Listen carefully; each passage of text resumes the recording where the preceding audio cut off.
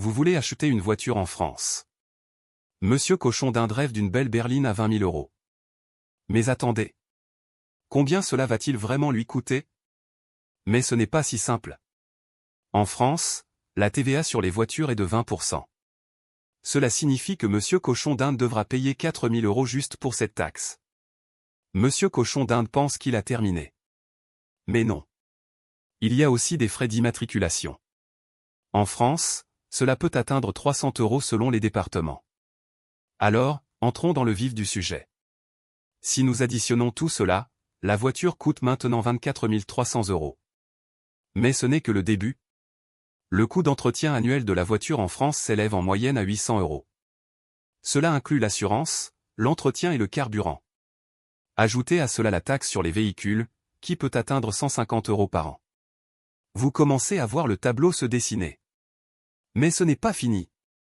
Monsieur Cochon d'Inde doit aussi penser à la dépréciation de son véhicule qui est en moyenne de 15% par an. En ajoutant tous ces coûts, l'addition annuelle pour Monsieur Cochon d'Inde s'élève à environ 1 300 €, sans compter l'achat. Le rêve de posséder une voiture devient rapidement un fardeau. Mais où se trouve le vrai problème? Voici le twist caché.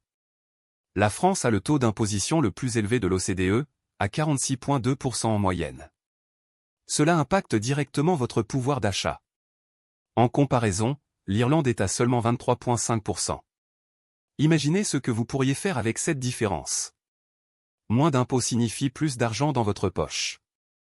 Cela stimule la consommation et booste l'économie locale. Mais attendez. Ce n'est pas juste une question d'impôts. Les réglementations compliquées étouffent également les petites entreprises. En moyenne, une entreprise en France passe 56 jours par an à gérer ses obligations fiscales.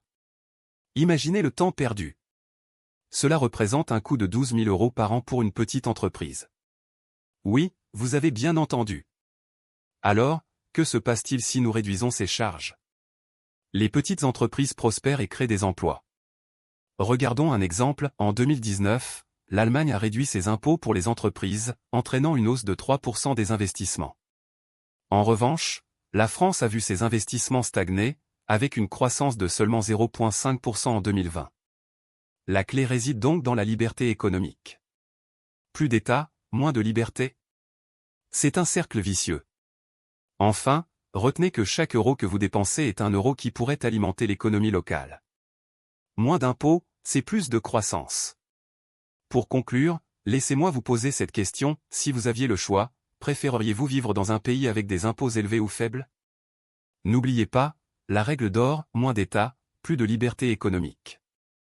C'est la recette du succès. Si vous avez aimé cette vidéo, abonnez-vous pour plus de contenu sur l'économie et les libertés. Ensemble, construisons un avenir meilleur.